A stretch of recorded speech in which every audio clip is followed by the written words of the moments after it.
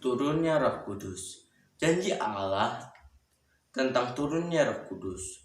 Dalam Perjanjian Lama, peran Roh Kudus belum nampak, namun kedatangannya telah dinubuatkan oleh nabi-nabi.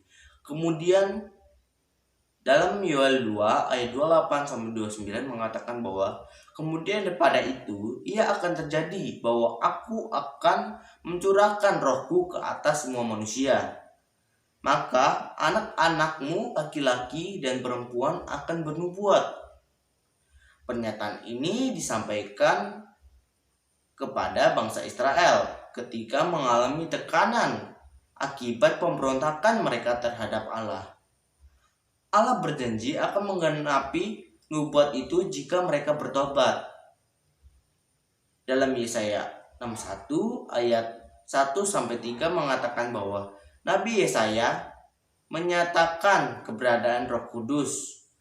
Roh Tuhan ada padaku, oleh karena Tuhan telah mengurapi aku.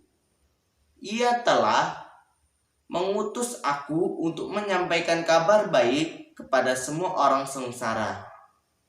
Yesaya juga menjelaskan peran Roh Kudus dalam kehidupan manusia. Peran Roh Kudus baru nampak jelas dalam Perjanjian Baru. Yesus sendiri dalam Yohanes 14 ayat 18a mengatakan bahwa Yesus sendiri mengatakannya sebelum terangkat ke surga. Ia berkata bahwa aku tidak akan meninggalkan engkau sebagai yatim piatu.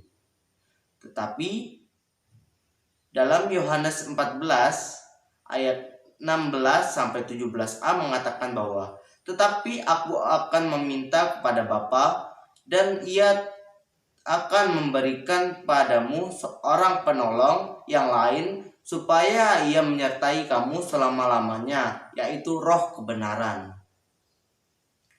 Setelah membaca nas di kitab Nabi Yesaya tersebut, dalam Yesaya 61 ayat 1-3, di dalam rumah ibadah di Nazaret ia berkata, pada hari ini genaplah nas ini sewaktu kamu mendengarkannya. Dalam Lukas 4 ayat 18-21. Akan tetapi murid-muridnya salah memahami dalam janji Allah itu. Mereka pikir pengenapan janji Allah itu berkaitan dengan masalah politik, dengan kekuasaan, bahwa Tuhan akan memulihkan bangsa Israel yang sedang dijajah oleh kekaisaran Romawi yang kejam. Pemikiran itu berubah ketika janji Allah itu digenapi melalui turunnya Roh Kudus.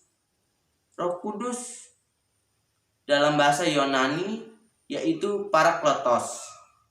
Parakletos secara harfiah berarti seorang yang dipanggil untuk mendampingi atau membela seorang di hadapan mahkamah, yakni orang asisten hukum atau seorang perantara untuk menolong. Parakletos secara rohani adalah sebagai karisma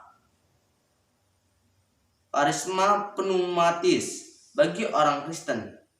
Dalam hal ini, orang yang percaya kepada Kristus tidak lagi sendirian.